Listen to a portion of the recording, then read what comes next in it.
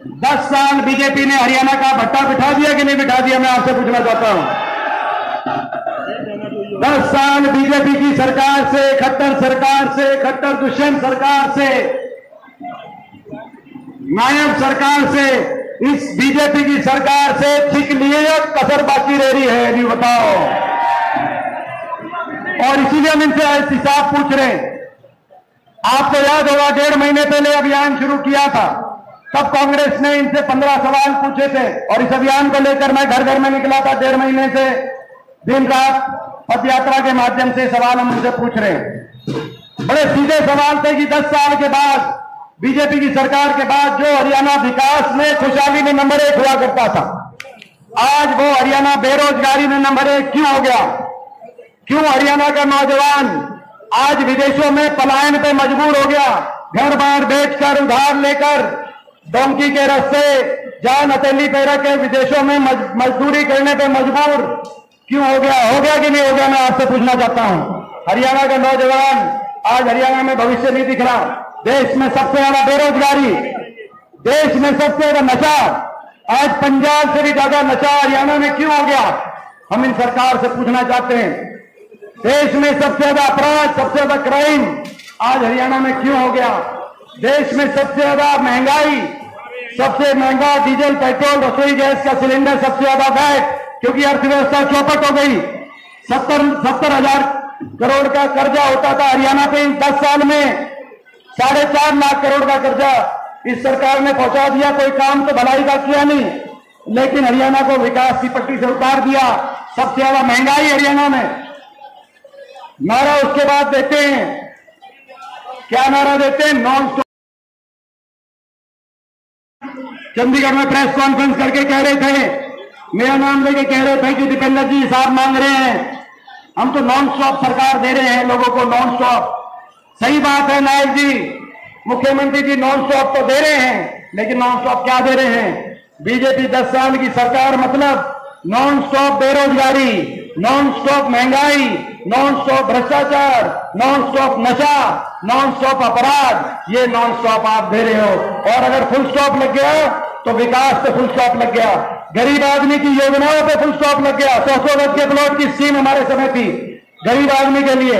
मैं पूछना चाहता हूं, पुंडरी हल्के के किसी गांव में किसी गरीब को 10 साल की बीजेपी की सरकार में 100 गज का प्लॉट मिला? भाई मैं पूछना चाहता हूं आपको।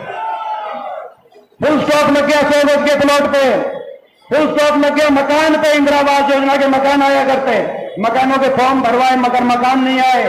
पीने के पानी की टंकी टूटी और पानी के मुफ्त कनेक्शन की इंदिरा पेयजल योजना के नाम से एससी परिवारों के लिए स्कीम थी, उस पर फुल स्टॉप लगा दिया।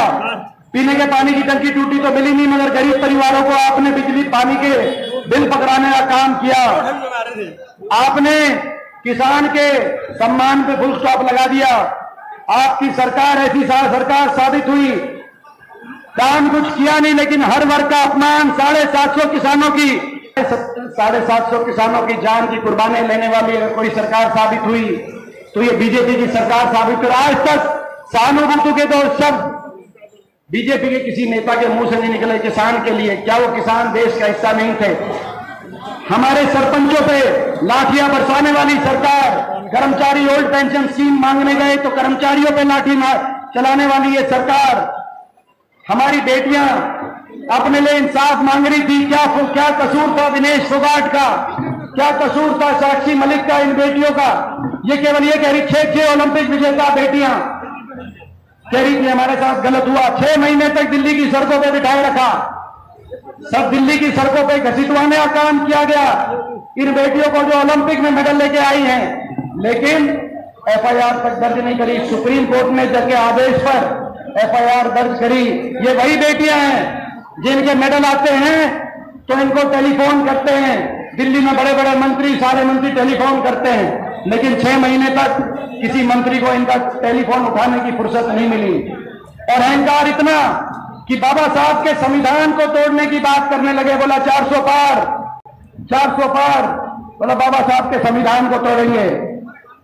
और मैं कहना चाहता हूं, ये बीजेपी वालों को 400 पार की तो हवा निकाल दी।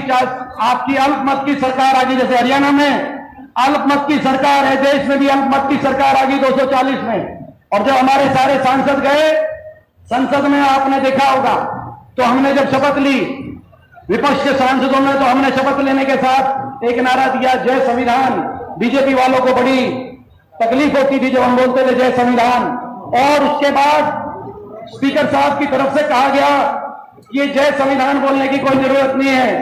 आपने देखा होगा देश की संसद में 550 सांसदों में मैं अकेला ही तो था, अकेला भले था, लेकिन मैं खड़ा हुआ और मैंने कहा कि स्पीकर साहब ये देश तो जय संविधान से चलेगा, इस पे किसी को आपत्ति नहीं होनी चाहिए। आपने सुना होगा।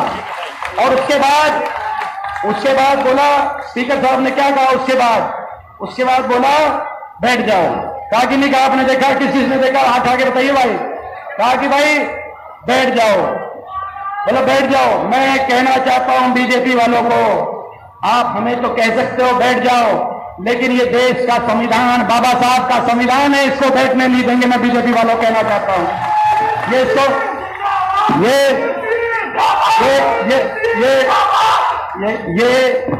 ये लड़ाई हरियाणा के भविष्य को बचाने की लड़ाई है। ये लड़ाई हरियाणा के नौजवान के भविष्य को बचाने की लड़ाई है। ये लड़ाई बाबा साहब भीमराव अंबेडकर जी के संविधान को बचाने की लड़ाई है। ये लड़ाई 2 महीने 1.5 महीने के बाद हरियाणा के बड़े बुजुर्ग को देश में सबसे ज्यादा 6000 बुढ़ापा पेंशन दिलवाने की लड़ाई है। ये लड़ाई बिजली उपभोक्ता को 300 यूनिट बिजली में राहत देकर महंगाई की कमर लगाने की, महंगाई की कर लगाने की लड़ाई है। ये लड़ाई किसान को एमएसपी गारंटी, कर्मचारी को ओल्ड पेंशन स्कीम, गरीब को 100 गज के प्लॉट और इंदिरा आवास योजना में 3.5 लाख की आर्थिक सहायता से मकान दिलवाने की लड़ाई है। ये लड़ाई हरियाणा के हर वर्ग को उचित मान सम्मान दिलवाने की लड़ाई, हर वर्ग का मान सम्मान हो हरियाणा प्रदेश में, हर वर्ग का सम्मान हो, किसी वर्ग को सड़क पर न आना पड़े, किसी वर्ग को घसीटा ना जाए, किसी वर्ग को जान की कुर्बानी 1.5 2 साल तक धरने ना देने पड़े। 10 साल हमारी भी सरकार रही, किसी को धरना देना नहीं पड़ा, पुलिस को कहीं लाठीचार्ज करने की जरूरत नहीं पड़ी। आपस में भाईचारे, खुशहाली, अमन चैन, शांति से हरियाणा आगे बढ़ा। एक भी आंदोलन नहीं हुआ था, मगर इनकी सरकार में आपने देखा। और जब इनसे हिसाब मांगते कि हिसाब को 10 साल हरियाणा का बच्चा क्यों बैठा, तो क्या कहते हैं दिल्ली से इनके नेता आके कहते हैं हम हिसाब नहीं देते, हम हिसाब नहीं देंगे, हम तो लेने वाले हिसाब, हम तो कांग्रेस से हिसाब लेंगे। बड़े बड़े नेता आए दिल्ली से, कहा कि हुड्डा साहब आपको हम हिसाब नहीं देंगे, हम तो आपसे हिसाब लेंगे।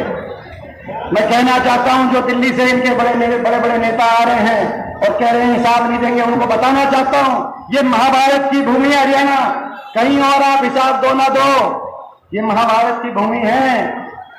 ये यहां तो बड़े बड़ों का हिसाब हुआ है, ये हरियाणा है प्रधान, ये हरियाणा है प्रधान। ये हरियाणा का आदमी सच्चा हो सकता है, सीधा हो सकता है, ईमानदार हो सकता है, ठगा जाता है। मैं पिछले 20 साल से देश की सबसे बड़ी संसद का सदस्य हूं। 5वीं बार आपके आशीर्वाद से मुझे मौका मिला।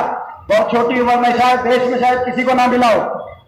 मैं देखता हूं जहां देश की राजनीति की बिसात बिछती है, हरियाणा का आदमी वहां ठगा जाता है। आज भी हम देख रहे हैं देश में 29 प्रदेशों में सबसे कम बजट इन्होंने हरियाणा को दिया है। और बजट छोड़ो, खेल बजट भी 29 प्रदेशों में सबसे कम खेल बजट, 2200 करोड़ का खेल बजट आया। 500 करोड़ गुजरात को मिले, 20%। और हरियाणा के बाटे देश में सबसे कम 29 प्रदेशों में केवल 65 करोड़ हरियाणा के बाटे आए। हमें ठगा आप ठगने का काम करते हो। हमें किसी दूसरे प्रदेश से द्वेष नहीं है, मगर देश में सबसे कम खेल बजट सबसे कम हरियाणा में क्यों हो, इस बात का आपको बताना चाहिए। आज भी 6 मेडल आए हैं, हमें गर्व है। ओलंपिक में 5 मेडल हरियाणा के हमारे खिलाड़ी लेके आए हैं। आज हमें गर्व है अपने भाई नीरज चोपड़ा पर, हमें गर्व है अपनी बहन मनु भाकर पे, हमें गर्व है अपने भाई सरबजोत सिंह अंबाला से जो है उन पर, हमें गर्व है विनेश पे। मगर खेल बजट सबसे कम इस तरफ। तो भैया मैं आपसे पूछना चाहता हूं 10 साल का हिसाब बीजेपी से लेना चाहिए कि नहीं लेना चाहिए, ये बताओ। तो भाई यूं बताओ कौन कौन। देखो पुंडरी हल्का, भाई पुंडरी हल्का जानदार हल्का है, इसमें तो कोई दो राय नहीं है। क्योंकि पुंडरी हल्के में हमेशा भाई जो पुंडरी हल्के के दिल में बात आई, सुनो हवा कैसे हुई, पुंडरी हल्के के जो दिल में बात आई वैसा ही फैसला किया हमेशा हल्के में। ठीक बात है। मान भाई देखो पुंडरी हल्के को भाई पूरा हरियाणा मानता है, ईद के ने तो हमारी मान दी भाई मैं पुंडरी हल्के से। देखो भाई इस बार मैं पुंडरी हल्के से कहना चाहता हूं, देखो बहुत से हमारे साथियों ने मेहनत करी है और पार्टी ईमानदारी से, पार्टी का शीर्ष नेतृत्व सारी बातों को देखकर जो भी फैसला करे, मगर इस बार हरियाणा में कांग्रेस की सरकार में पुंडरी हल्के की पूरी भागीदारी होनी चाहिए कि नहीं होनी चाहिए। तो भाई इस बार भाई देखो पुंडरी हल्के को मैं मान गया, इसके में भाई आप हमारी मानोगे तो एक बार हाथ हटा के बताओ आप भी मानोगे हमारी, तो चलेंगे यहां से एक